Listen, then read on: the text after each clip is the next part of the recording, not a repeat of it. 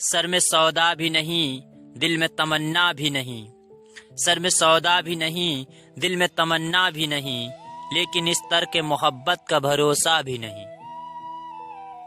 بھول جاتے ہیں کسی کو مگر ایسا بھی نہیں، بھول جاتے ہیں کسی کو مگر ایسا بھی نہیں، یاد کرتے ہیں کسی کو مگر اتنا بھی نہیں۔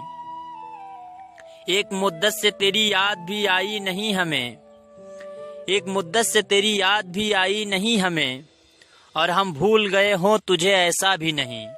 ناظرین، میں ہوں بسم اللہ آفتاب عالم، آپ دیکھ رہے ہیں اردو ہندی نالج چینل، اور ہمارا جو آج کا انتخاب ہے وہ ہے فراق گورکھپوری۔ تو آئیے جانتے ہیں ان کا تعارف اور تصانیف۔ سب سے پہلے فراق کا نام رگھوپت سہائے تھا اور تخلص فراق تھا۔ فراق کی پیدائش 1896 گورکھپور میں ہوئی۔ فراق کی وفات 1982 دہلی میں ہوئی، اور آخری رسم ادا کرنے کے لیے ان کی لاش کو الہ آباد میں لایا گیا۔ فراق کے والد کا نام رگھو پرساد تھا، اور یہ عبرت تخلص رکھتے تھے، شاعر تھے اور پیشے سے وکیل تھے۔ فراق کی والدہ کا نام دلاری دیوی تھا۔ فراق کی تعلیم الہ آباد یونیورسٹی سے ہوئی۔ فراق نے جو شعری مجموعے لکھے ان کی تعداد 15 ہے۔ ان کا سب سے پہلا جو شعری مجموعہ ہے وہ گل نغمہ ہے، یہ 1959 میں شائع ہوا، اور یہ کلیات فراق کا پہلا حصہ ہے۔ ان کا دوسرا جو مجموعہ ہے وہ ہے رمز و کنایات، یہ غزلیات کا دوسرا مجموعہ ہے، اور تیسرا جو مجموعہ ہے وہ شعر صنعت، یہ کلیات فراق جو ہے اس کی جلد سوم ہے۔ اس کے بعد میں شبنم سنام، یہ غزلوں کا مجموعہ ہے۔ اس کے بعد میں پانچواں جو ہے وہ شعلہ ساز ہے، یہ شعری مجموعہ ہے۔ چھٹا نغمہ نما ہے، یہ بھی شاعری کا مجموعہ ہے۔ اور ساتواں جو ہے پچھلی رات، یہ بھی شاعری کا مجموعہ، اور ساتواں ہے روپ۔ یاد رکھنا یہ بہت ہی اہم ان کا مجموعہ ہے روپ، یہ اس میں رباعیات یکجا کی گئی ہیں۔ اس کے بعد میں نما جو ہے وہ رنگ و نور ہے، عشقیہ اشعار کا مجموعہ۔ اس کے بعد میں 10واں جو ہے روح کائنات ہے، 11واں روح رانا ہے، 12واں مثال ہے، اور 13واں روح قیامت ہے، اور 14واں جو ان کا مجموعہ ہے وہ ہے سرگم، اور آخری جو مجموعہ ہے وہ ہے بزم زندگی رنگ شاعری۔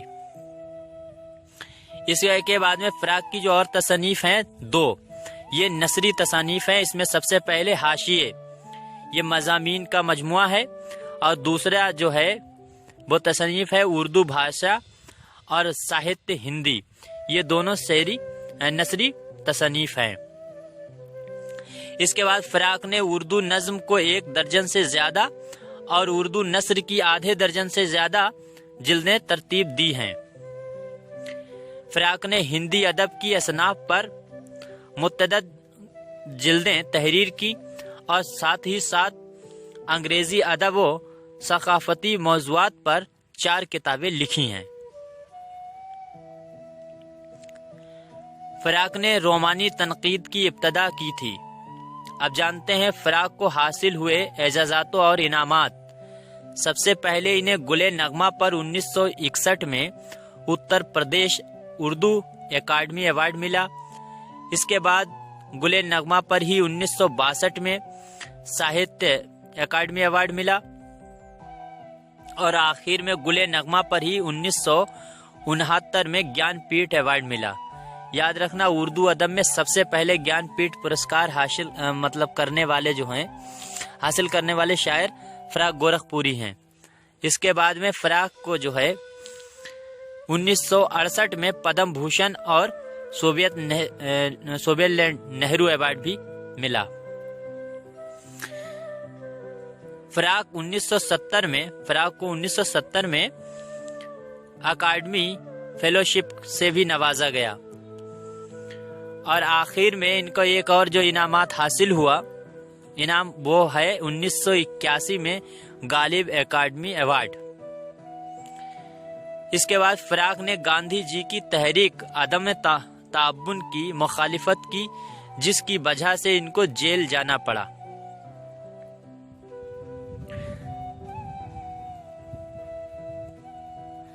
फिराक ने इलाहाबाद यूनिवर्सिटी में अंग्रेजी जबान के लेक्चर के तौर पर खिदमत अंजाम दी।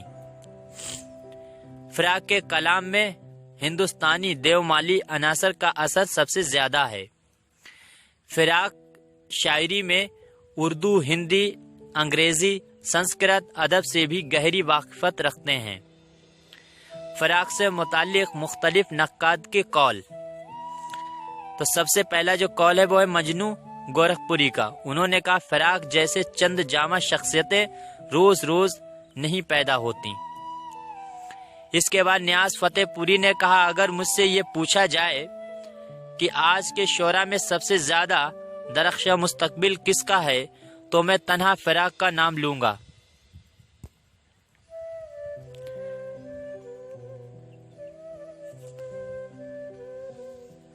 इसके बाद में या सगाना चंगेजी का कौल है फिराक की शायरी हकीकी शायरी की बेहतरीन मिसाल है। इसके बाद गोपी चंद नारंग ने कहा फिराक हुस्न जमाल की बोलती हुई रूह के शायर हैं। और आखिर में कलीमुद्दीन अहमद, इन्होंने कहा मैं फिराक को उर्दू शायरी का अहम सुतून तस्लीम करता हूँ। तो नाजरीन ये था फिराक गोरखपुरी का तारुफ और उनकी तसानीफ। उम्मीद करता हूँ आपको पसंद आया होगा वीडियो। अब मिलते हैं दूसरे वीडियो में, तब तक के लिए इजाजत चाहता हूँ। खुदा हाफिज।